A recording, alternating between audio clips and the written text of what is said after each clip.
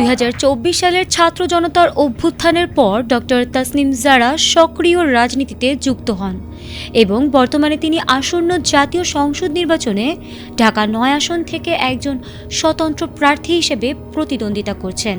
উল্লেখ্য, তাসনিম জারা এনসিপির জ্যেষ্ঠ যুগ্ম সদস্য সচিব ছিলেন।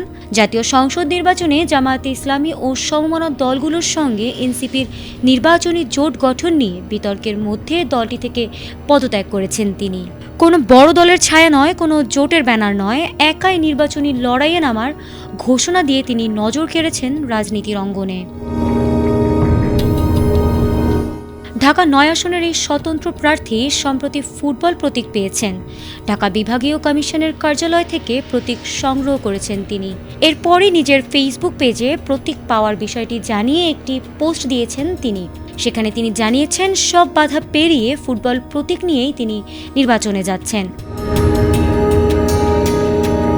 প্রতীক পাওয়ার পর গণমাধ্যমে কথা বলতে গিয়ে তাসনিম জারা জানিয়েছেন, নির্বাচনী এলাকার বিভিন্ন জায়গায় মানুষের সঙ্গে কথা বলার সময় একটি প্রশ্ন বারবার শুনতে হতো, তিনি কোন মার্কায় নির্বাচন করবেন।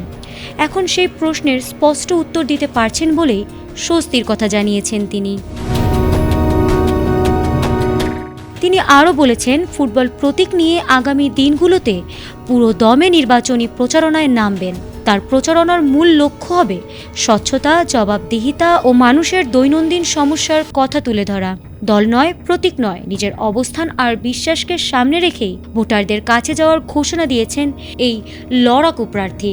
ফুটবল প্রতীক হাতে নিয়ে শুরু হওয়া এই একক লড়াই শেষ পর্যন্ত কোথায় গিয়ে দাঁড়ায় সেদিকেই এখন তাকিয়ে রাজনৈতিক অঙ্গন। ফারহানা হক, এটিএন বাংলা।